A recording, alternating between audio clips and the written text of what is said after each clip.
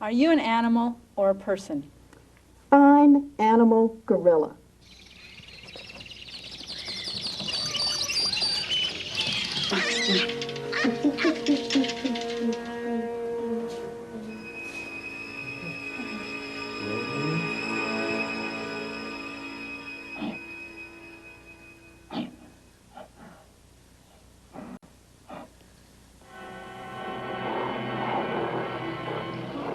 Now I can change a man into a gorilla. A man to a gorilla.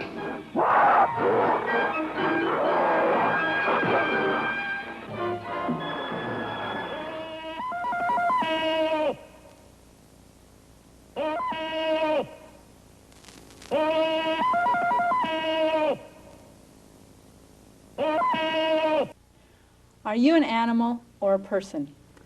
I'm animal gorilla. The words we just heard were spoken by the gorilla Coco to the human being Penny Patterson.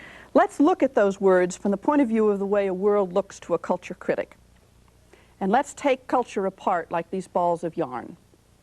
First, I'd like to explain the principle that I use in looking at the production of modern culture. It seems to me the cultural critic is faced by a world that looks very much like tangled balls of yarn, and that one way to approach the situation is to pull on a thread and begin to untangle the ball of meanings and begin to trace through one thread and then another what gets to count as nature, for whom and when, and how much it costs to produce nature at a particular moment in history for a particular group of people. What gets to count as nature, for whom and when, and how much it costs to produce nature at a particular moment in history for a particular group of people, for a particular group of people, for a particular group of people, for a particular group of people, for a particular group of people. And another way to imagine the same situation is to take a layer cake, Pepperidge Farm layer cake, formerly boycotted because of the Nestle bottle feeding scandal, to take a layer cake and cut into history as if it were a layer cake and begin to unpack the layers of meanings. Okay.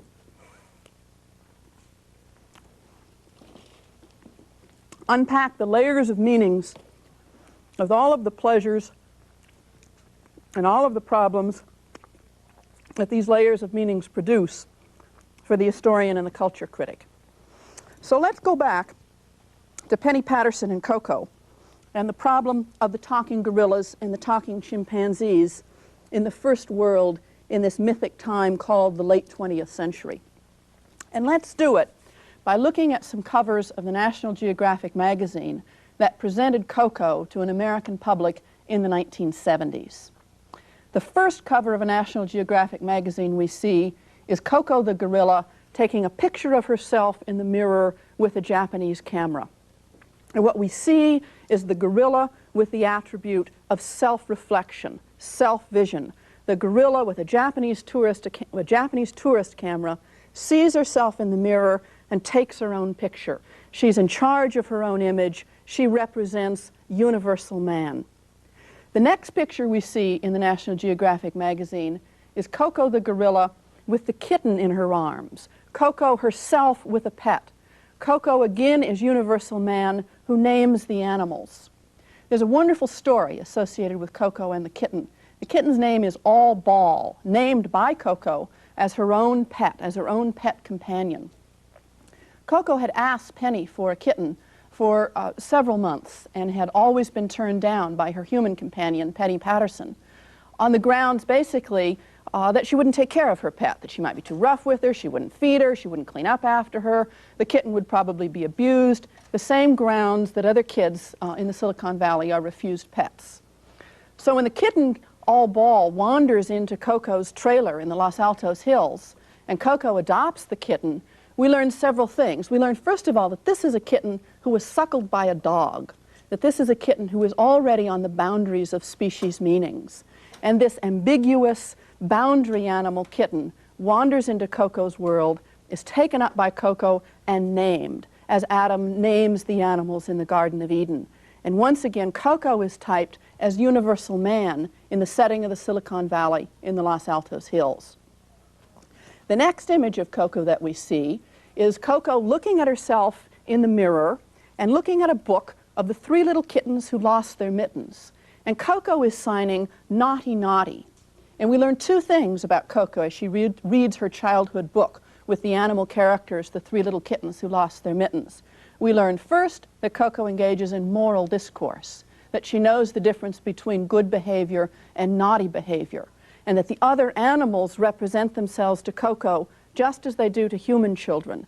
That Coco reads the book of nature as a question of natural and sacred history, that Coco engages in moral discourse, and again has the signs of universal man.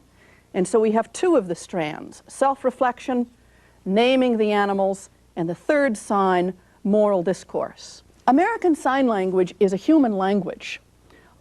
Disabled people who speak American Sign Language, who communicate with this language, have pointed out the power relationships in which that language is situated at the boundary between nature and culture, so that the traffic across nature and culture for late 20th century first world people in the United States is mediated through a language of the disabled, and so that the markings of universal man in turn are mediated through an animal, a primate, Coco, who signifies not a female adolescent gorilla or a particular animal at a particular place in a particular history, but rather the animal represents universal man. You could talk to the animals, could you justify your reasons? Okay, first, can you tell me about what you see? Can you tell me a little about that? What do you see? Margie, trouble! Wait a minute. I've got to see if there's someone in here that looks like Margie. Just a minute. Well, there's a monkey swimming on this one. Just be patient. Be patient. I have to look. Penny wants to. Well, there's a girl that looks like Margie. Yes, there's a girl feeding a monkey, and she looks a bit like Margie.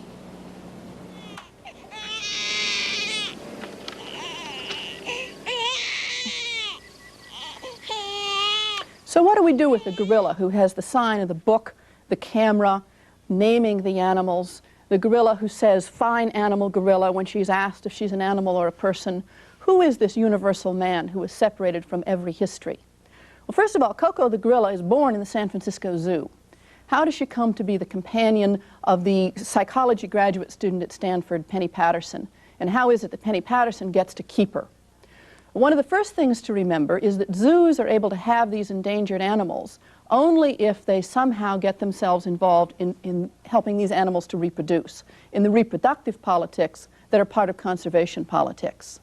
So the mayor of San Francisco, the politicians of San Francisco, people who speak for science, people who speak for nature, get involved in liberating Coco the gorilla from the zoo where she is spectacle to Santa Clara Valley, to the Silicon Valley, where she's a companion to Penny Patterson, speaking American Sign Language and representing man, only if Penny Patterson can also show that this speaking gorilla, who shouldn't be spectacle because she speaks, will also reproduce. So Penny Patterson and her allies buy Michael, another gorilla kidnapped from the wild, who was also taught American Sign Language and who was kept as a consort for Penny, that she would grow up and have a speaking consort, be removed from spectacle in the San Francisco Zoo, and in a speaking reproductive politics, reproduce in the arena of science.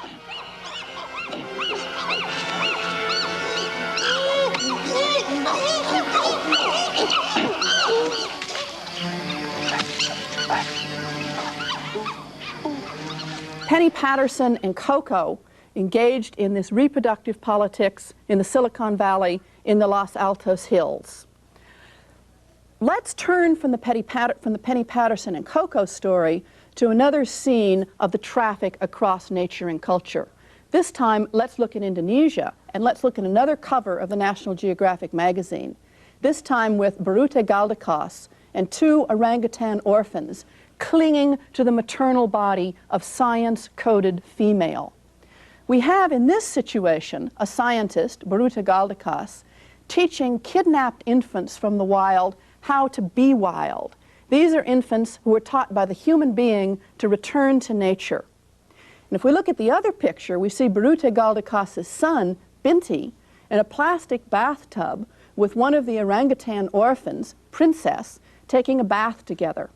And in the story between Binti and Princess, we learn that the orangutan Princess teaches the human child Binti his first human word in American Sign Language, while Binti's natural mother is teaching Princess how to be wild.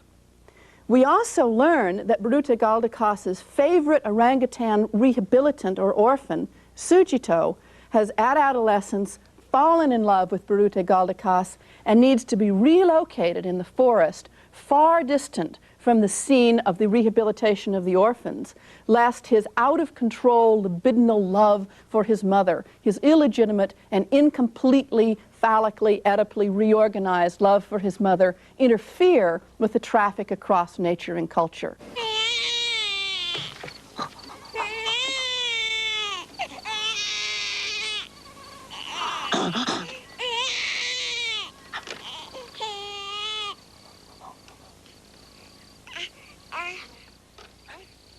Images of the traffic across that sacred boundary between nature and culture abound. For example, we have here in a narrative history of the portrait in photography, a family, a middle-class American family at the zoo for an afternoon.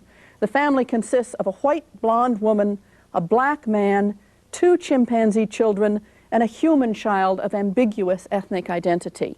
This is the kind of species racial recoding that we find in modern American culture. We have also a greeting card of this strange 1950s television family, the unmarried couple, Tarzan and Jane, their adopted child, boy, and their strange chimpanzee daughter. We have this family that exists at the boundary between nature and culture, and we need to ask why these boundary objects and why this particular moment in history. This particular moment in history deals with 2 particularly important world-changing events. One of them is decolonization and the achievement of national independence all over the Third World, and the second is multinationalism and the reorganization of nature in a multinational system of production in the post-World War II moment. Race, sex, and class are recoded on the boundaries between nature and culture. So let's leave the Los Altos Hills, the Silicon Valley, the San Francisco Zoo. Let's leave these first world spaces where Penny and Coco engaged in a narrative about universal man, surrogacy, and rehabilitation. And let's go to a strange mythic space called the wilds of Tanzania. And let's go there with the National Geographic magazine.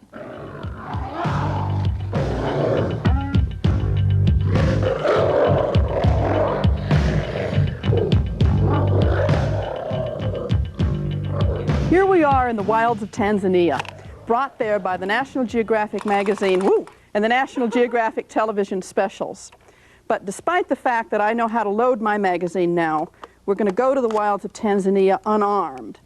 But the question we have to ask in the wilds of Tanzania is, what exactly does it cost to put a white virgin blonde woman in this strange sacred place called the wilds of Tanzania in 1960? What does it cost to be alone in nature the year that the Belgian Congo becomes the Republic of the Congo, and Jane Goodall, on her way to the scenes of intimacy with the wild chimpanzees in the Gombe Stream Preserve, the scenes of intimacy that have become part of television life, part of the touch with nature from the first world to the third world?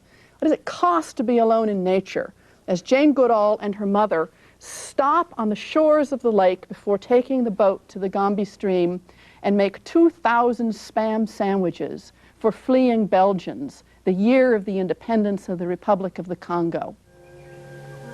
For most, this would be a lonely, forbidding realm. But for Jane Goodall, it was where she most wanted to be. During my first days at Gombe, I could hardly believe it was true. At last, I was out in the wild. Understanding is everything. The Sun and Earth logo of the Gulf Corporation, one of the Seven Sisters, of course, and I like to think of this particular unraveling and cultural commentary on what gets to count as nature, as The Nature of Gender for the Seven Sisters. One of the Seven Sisters, the Gulf Oil Corporation, is bringing us Jane Goodall alone in this extraordinary space called the wilds of Tanzania. Well, when can woman best represent man is one of the first questions we have here. What we have in this advertisement is the leathery hand of the animal reaching in and initiating touch from the region of nature. The animal initiates touch as the white, virgin human hand reaches in to receive the touch of the animal at precisely the historical moment that white man is expelled from the wilds of Tanzania, from the heart of Africa, at precisely the moment that white man is no longer welcome as the colonizers in Africa. Race, recoded onto the animal, reaches out and touches a woman who is coded as scientist, but coded as Dr. Goodall only after she's first coded as Jane. The animal reaches out, touch is established, and the woman exits from the touch as Dr. Goodall. Then we see Jane Goodall on the top of a mountain, a young virgin white woman coded as self-sufficient, a very strange state in a regime of compulsory heterosexuality, a very strange state to code a young virgin woman as self-sufficient and complete unto herself. We see her on the top of a mountain, waiting for dawn's first light, waiting to see the chimpanzees across the chasm on the other side of the valley. We see her pulling a blanket around herself. We hear voiceover, Jane Goodall's voiceover about her self-sufficiency, about her loneliness, about her seeking this pure touch with nature. And all of a sudden, there's a tiny little intervening sign in the picture that disrupts the entire thing. The tiny little thread that we pull apart is a can of pork and beans. Jane Goodall is eating a can of pork and beans, alone on the mountain. Now, anyone who has even heard of the Civil War will remember how Armour made his fortunes, how the canning industries grew out of the Civil War, how the history of industrial capitalism, how the history of the canning industry, the history of standardization in war, the history of the possibility of sustaining the particular penetration into nature that the breakup of the African continent by the European colonial powers in the 19th century, that's what's coded into that can of pork and beans that sustains Jane Goodall on her mountain late at night while she's waiting for first sight of the animals who will come to her in the morning.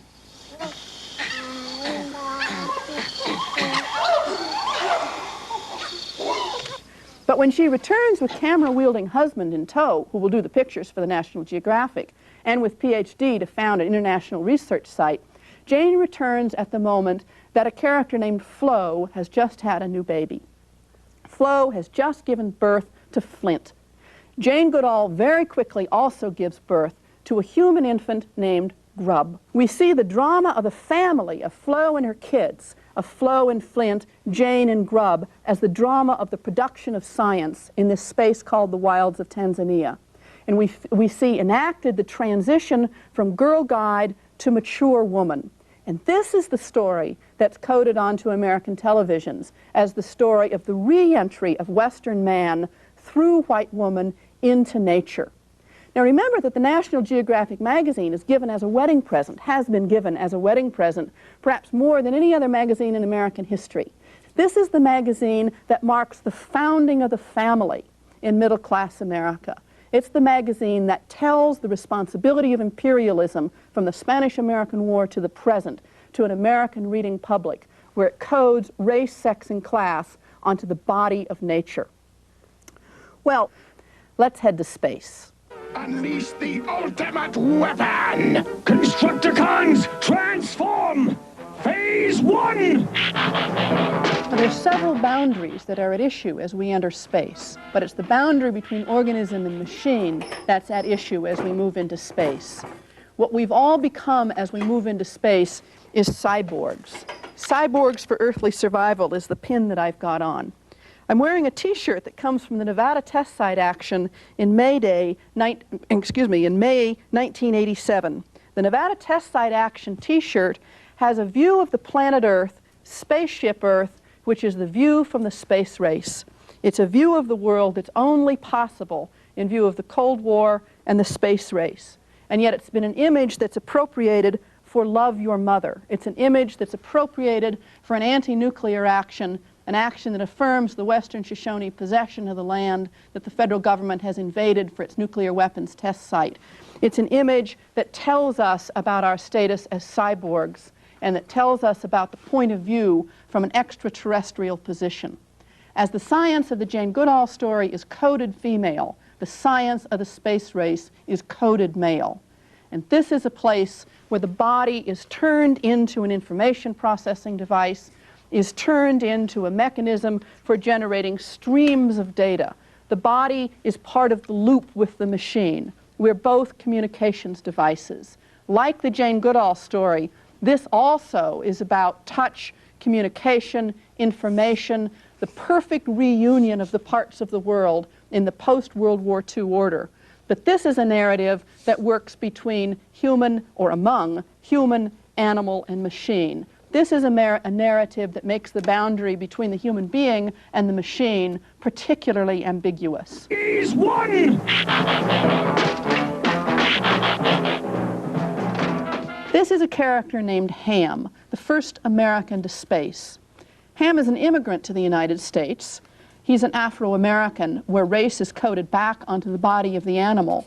And like the Afro-Americans held in subhuman status in slavery, Ham, the first American in space, is a captive, brought here against his will, captured violently out of Africa, and put into the space race as a particularly interesting kind of character who embodies the breakdown of the boundary between organism and machine.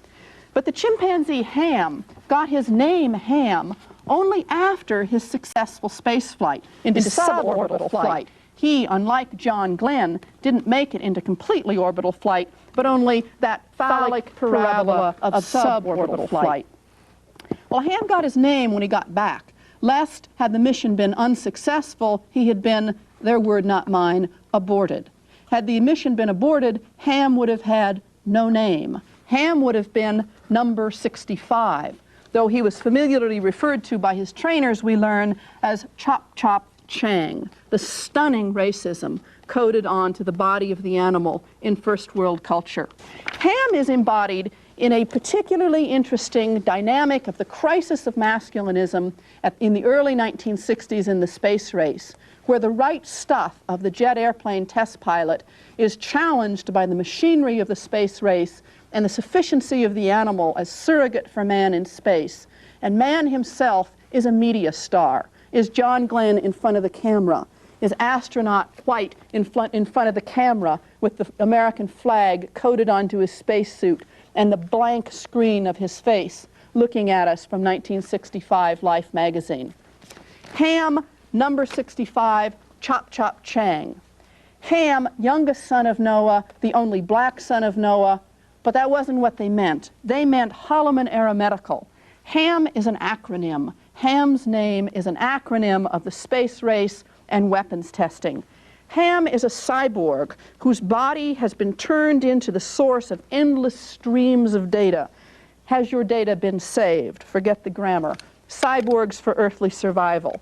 Ham is part of the loop of machine, man, and animal, in which the body is turned into an endlessly coded stream of data, in which the body and the sciences which know it are inscription devices in the text of culture.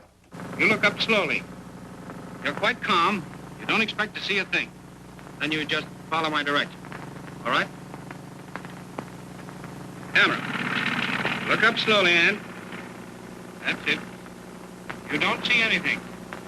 Now look higher. Still higher. Now you see it. You're amazed. You can't believe it. Your eyes open wider. It's horrible, Ann, but you can't look away. There's no chance for you, Ann. No escape. What's he think she's really going to see? In his book, The Name of the Rose, Umberto Eco has the character Jorge, the old librarian who wants to suppress the text, the lost text of Aristotle on the rhetoric of humor, say to William, the man who's trying to uncover the murders in the monastery, the following. If the rhetoric of conviction were to be replaced by the rhetoric of mockery, if the topics of the patient construction of the images of redemption were to be replaced by the topics of the impatient dismantling and upsetting of every holy and venerable image, oh, on that day, even you, William, and all your knowledge would be swept away. Well, the question that confronts us as we leave the wilds of Tanzania and the extraterrestrial and mythic regions of space, the Silicon Valley and the Los Altos Hills, the question confronts us of what oppositional politics look like. And the first principle that it seems to me we have to learn is that reversal won't work. The card at first struck me as extremely funny and a perfect reversal of the King Kong story.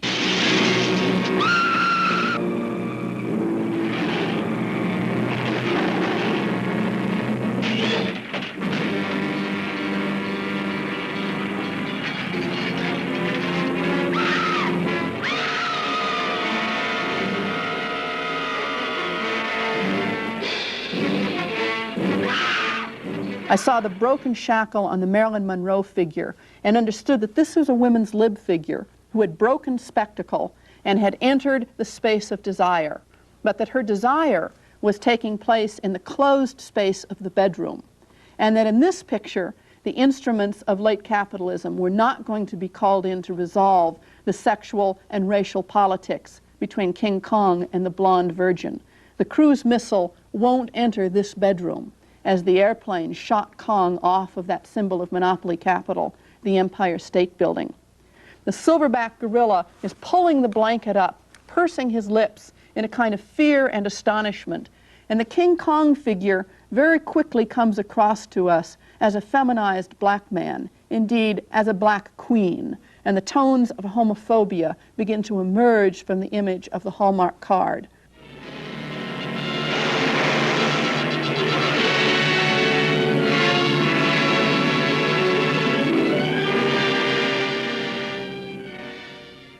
So that what I think we end up saying with this kind of object lesson that reversals don't work is that our oppositional politics are indeed to recode nature and culture, but our recodings are going to have to be unwindings and rewindings and decodings and recodings that again and again and again make clear to us the contradictions of race, sex, and class in what gets to count as nature, for whom, and at what price.